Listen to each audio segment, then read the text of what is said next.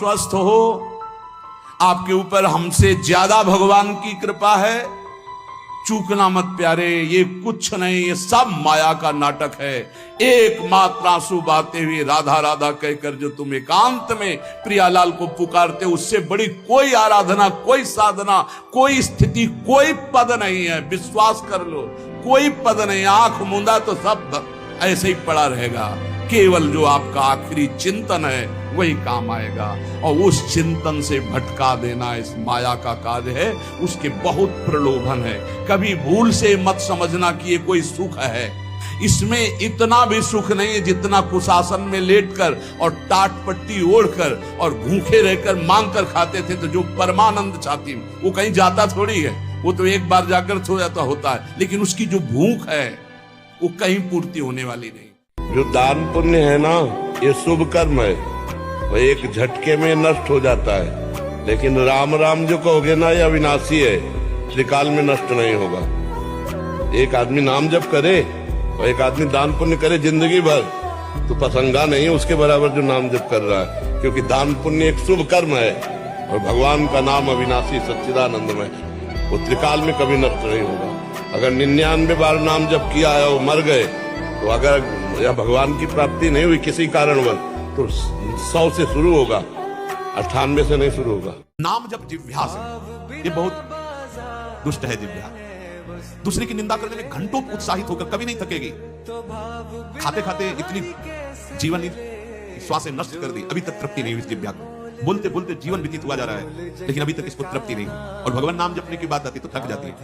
भगवान नाम जपने की बात आती तो सर दर्द करने लगता है। सर दर्द नहीं, सर दर्द मिटता है। तुम संयमहीन हो, आचरण अपवित्र है, तुम्हारे अंतःकरण की मलिनता बढ़ चुकी है, इसलिए नाम तुम्हें प्रिय नहीं लग रहा है, इसलिए नाम तुम्हें बाधक लग रहा है। नहीं, अहोबत स्वपचितो गरियाम यत् जिह्वाग्रे वर्तते नाम तुभ्यं। स्वपच भी वो सर्वश्रेष्ठ हो गया जिसकी जिह्वा पे भगवान नाम है। हिम्मत ना हारो, मजबूत कदम बढ़ाओ, आगे चलते रहो।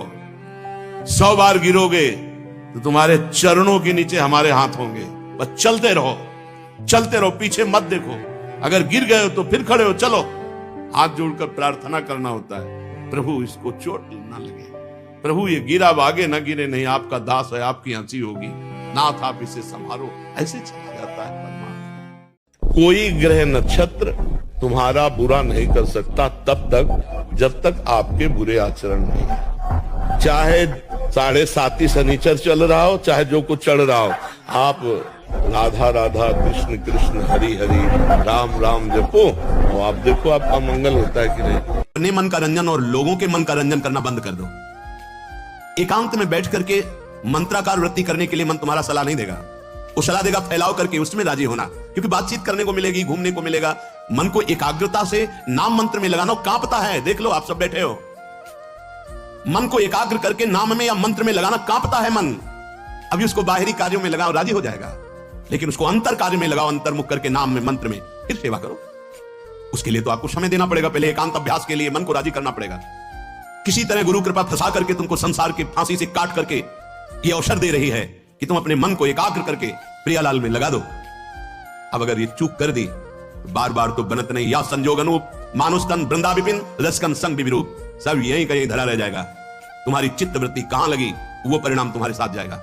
बहुत ध्यान देने योग्य बात महापुरुषों की है। राधे राधे महाराज जी।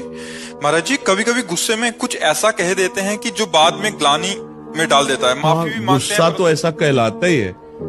जो क्रोध है वो दुरुक्ति, गाली देना, कटु वचन कहना, चुभने वाले वचन कहना, ये तो क्रोध का लक्षण है। जब क्रोध प्रकट होगा तो गंदे वचन बोलेगा, कड़ुए वचन बोलेगा, ऐसे भद्दे वचन बोलेगा जिससे हृदय छलनी हो जाए। यही हमें संभालना है। जब ऐसा क्रोध आवे तो दांती पीस ले, बोलना ही नहीं।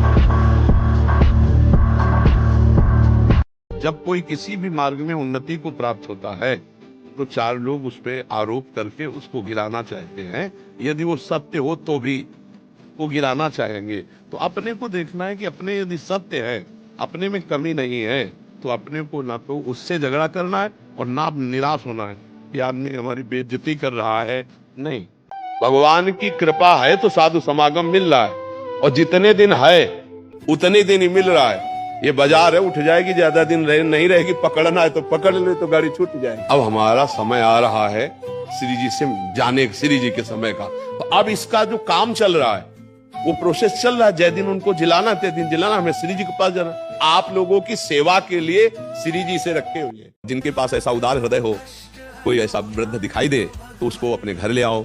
2-4 दिन में ऐसी संस्थाएं हैं जहां उनको सुव्यवस्थित पहुंचा दो। कई ऐसे वृद्ध जन हैं जिनको अत्यंत आवश्यकता सेवा की है और लोग उस समय उनको घर से निकाल देते हैं। अब वो लोग कहाँ शौच होंगे, कहाँ लोग शंका करेंगे। अब उनको सुबह चाय चाहिए, उनको भोजन चाहिए, उनको दवाइयां चाहिए। कैसा हृदय होगा उसका नीच कि वो अपने ऐसी माँ को जैसे भगवान की तरह सिंहासन में बैठाना। ये हम आपको सच्ची कह रहे हैं। अगर बूढ़े माता पिता को बढ़िया सोफा कपड़ा बिछा कर बैठा लो और बढ़िया भोजन पवाओ और शाम सुबह उनकी दंडवत करो, रात्रि में चरण दबाओ और कोई आराधना करो न करो, भगवान प्रसन्न हो जाएंगे।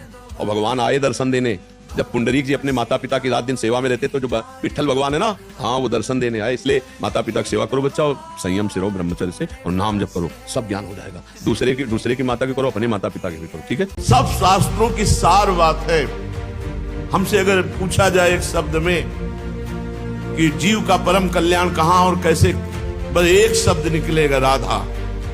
बस पकड़ लो, जितनी ऊंचाई है सब आपको प्राप्त हो जाएगा। ब्रह्मचर्य तो नष्ट ही हो जाता। नहीं ऐसे ले, उस पे पूरा दिमाग थोड़ी लगा देना है भाई। दिमाग लगाओ प्रभु पे और उसको छोड़ दो प्रभु के साथ। कोई गलत चेष्टा मत करो, गलत चिंतन मत करो, गलत देखो मत। समझ रहे हो ना? आपको जब से सुना तब से छोड़िए, कभी देखते नहीं, कभी क्रिया नहीं करो, आपने आप हो जाते हैं। हाँ नहीं, बहुत अच्छे हो, पर अब इसका भी चिंतन मत करो कि 10 दिन हो गए ब्रह्मचर्य के, 11 दिन हो गए ब्रह्मचर्य के, 12 अब तो 12 दिन में फेल हो गए, अब क्या होगा। ऐसे नहीं चला जाता है। ये हमारे शरीर की गर्मी कभी कभी निकलती है। ये हम परमहंस की बात बता रहे हैं। नजफगढ़ में श्री ओंकारानंद सरस्वती जी परमहंस जी थे। जब हमारी 15-16 की अवस्था थी तो उन्होंने बताया, जब कोई क्रिया से ब्रह्मचर्य नष्ट किया जाता है या फिर स्वप्न में सहवास देखा और फिर, तो वो दोष माना जाता है। अन्यथा वो शरीर का विकार है, वो अपने आप निकल जाएगा। उसके लिए परेशान ना हो कि हमारा ब्रह्मचर्य नष्ट हो गया। आपकी तरफ से कोई चेष्टा नहीं होनी चाहिए। महीना 2 महीना 4 महीना अगर भजन डट के किया हो तो चेहरा बता देता, बचपन से भगवान के मार्ग में रहे और ईमानदारी से भगवान के ही मार्ग में रहे। हमारे दुखों का कारण हमारे पाप होते हैं। और जब हम किसी संत के दर्शन के लिए जाते हैं, आपने भाव किया कि भगवान के भक्त हैं, इनके पास जाने से हमारी कामना की पूर्ति होगी, हमारे मंगल होगा, पक्का होगा। क्योंकि भगवान और भगवान के भक्त अगर दोनों को ऐसे देखा जाए तो दो नहीं है। दो ना होते हुए भी मोरे मन पर वश विश्वासा, राम ते अधिक राम कर दासा। पिता से भी अधिक ममत्व माता में जैसे होता है, ऐसे भगवान से भी अधिक दुलार संतों के हृदय में होता है। ईमानदारी से बोलना, पर्याप्त संख्या बोल सकते हैं कि इसके बाद हमें नहीं चाहिए। अगर आपको 1 करोड़ मिल जाएंगे ना तो 5 करोड़ की आवश्यकता ना पैदा हो जाए तो मुझे बता देना। 5 करोड़ मिल जाएंगे ना तो 50 करोड़ की आवश्यकता पैदा हो जाएगी, पक्का। ये कभी पर्याप्त हो ही नहीं सकता। इसे सुरसा समझो। सुरसा का मतलब होता है दुगना रूप बढ़ाती चली जाए।